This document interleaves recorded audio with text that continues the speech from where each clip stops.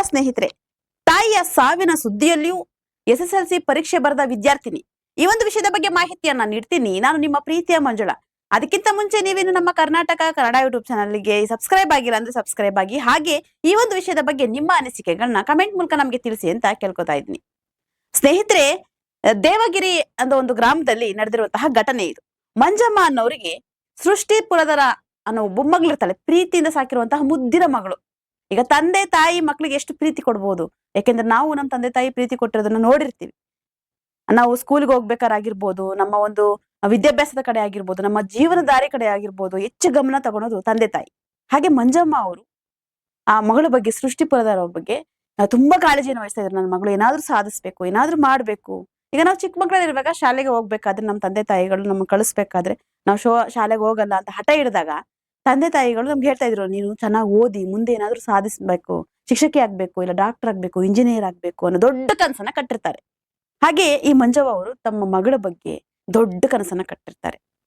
ನಾವು ಶಾಲೆಗೆ ಹೋಗ್ಬೇಕಾದ್ರೆ ಹೋಗಲ್ಲ ಅಂತ ಹಠ ಹಿಡಿದಾಗ, ನಿನಗೆ ಚಾಕ್ಲೇಟ್ ಕೊಡಿಸ್ತೀನಿ ಹೋಗ್ತೀಯಾ, ನಿನಗೆ ಚೆನ್ನಾಗಿರೋ ಬ್ಯಾಗ್ ಕೊಡಿಸ್ತೀನಿ, ಬುಕ್ ಕೊಡಿಸ್ತೀನಿ, ಗೊಂಬೆ ಕೊಡಿಸ್ತೀನಿ, ನೀನ್ ಚೆನ್ನಾಗಿ ಓದ್ಬೇಕು, ನೋಡು ಅವ್ರು ಎಷ್ಟು ಚೆನ್ನಾಗಿ ಓದ್ತಾರೆ, ನೀನ್ ಅಷ್ಟೇ ಚೆನ್ನಾಗಿ ನೀನು ಓದ್ಬೇಕು ಅನ್ನೋ ಆಸೆ ತಂದೆ ತಾಯಿಗಿರುತ್ತೆ. ಅಂತ ದೊಡ್ಡ ಕನಸನ್ನ ಕಟ್ತವ್ರು ಮಂಜವ್ವ ಅವರು. ಆದ್ರೆ ಈ ಮಗು ತನ್ನ ತಾಯಿಯ ಆಸೆಯನ್ನ ಈಡೇರಿಸ್ಬೇಕು, ಅವ್ರ ಕನಸನ್ನ ಈಡೇರಿಸ್ಬೇಕು. ಈ ಒಂದು SSLC ಪರೀಕ್ಷೆ ಬರೆಯೋ ಸಮಯದಲ್ಲೇ, ಅಂದ್ರೆ ಏಪ್ರಿಲ್ 1ನೇ ತಾರೀಕು ಸೋಮವಾರ ತಾಯಿ ನಿಧನವನ್ನು ಹೊಂದ್ತಾರೆ. ಈ ಒಂದು ದುಃಖವನ್ನ ಸೃಷ್ಟಿಪುರದವರು ಅದ್ ಹೇಗ್ ಕಂಟ್ರೋಲ್ ಮಾಡ್ಕೊಂತಾರೆ, ಅದ್ ಹೇಗ್ ತಡ್ಕೋತಾರೆ, ಆ ತಡ್ಕೊಳೋ ಶಕ್ತಿ ಆ ಮಗುಗೆ ಭಗವಂತನೇ ಕೊಟ್ಟಿದ್ದಾನೆ ಅಂತ ಅನ್ಸ್ಬಿಡುತ್ತೆ. ಯಾಕೆ ಅಂತ ಅಂದ್ರೆ ತಾಯಿಗೂ ಮಕ್ಕಳು ಬೆಳೆಯೋದನ್ನ ಒಂದು ನೋಡ್ಬೇಕು ಅನ್ನೋ ಆಸೆ ಇರುತ್ತೆ. ಆ ಟೈಮಲ್ಲೇ ಈಗ ಮಗಳು SSLC ಪರೀಕ್ಷೆ ಬರೆದು ಒಳ್ಳೆ ಅಂಕ ತಗೊಂಡು ಶಾಲೆಗೆ ಫಸ್ಟ್ ಬರ್ಬೇಕು ಅನ್ನೋ ಕನಸನ್ನ ಮಂಜು ಅವ್ರು ಕಟ್ಟಿರ್ತಾರೆ.